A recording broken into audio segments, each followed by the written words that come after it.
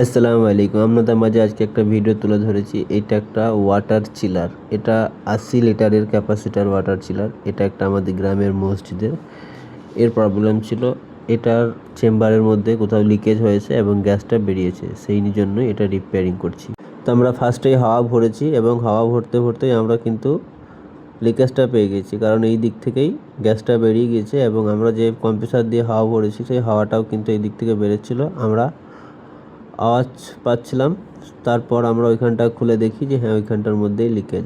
এই যে পাইপটা রয়েছে, এই পাইপটা কিন্তু আমরা কেটে বাদ দিয়ে দিয়েছি। ওই যে ছোট ছোট ছিদ্র হয়ে আছে, ওইখানে ভাইব্রেশন হয়েছে, সেই কারণেই এটাকে কিন্তু আমরা বাদ দিয়ে নতুন একটা পাইপকে আমরা এটা ব্রিজিং করে দিয়েছি খুব সুন্দর করে, যাতে পরবর্তীতে আর লিকেজ না হয়।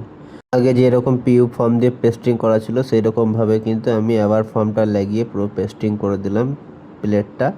এরপরে কিন্তু আমরা এগুলো সমস্ত কিছু ভালো করে সার্ভিসিং করে দিলাম, কারণ যেহেতু এটা মসজিদের ব্যাপার, প্রতিটি মুসল্লিরা এখানে পানি পান করবে, তো সেই জন্য এটাকে ভালো করে আমি সার্ভিসিং করে দিলাম। ট্যাঙ্কির মধ্যে প্রচুর পরিমাণে আয়রন ছিল এবং যে বেস প্লেটগুলো হয় কম্প্রেসারের আশপাশে প্রচণ্ড পরিমাণে ময়লা ছিল, আপনারা দেখতেই পাচ্ছেন।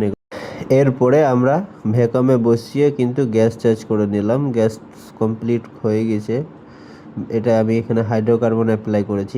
আলহামদুলিল্লাহ, আমাদের ওয়াটার চিলারটা কিন্তু খুব সুন্দর পরিমাণে ঠান্ডা করছে।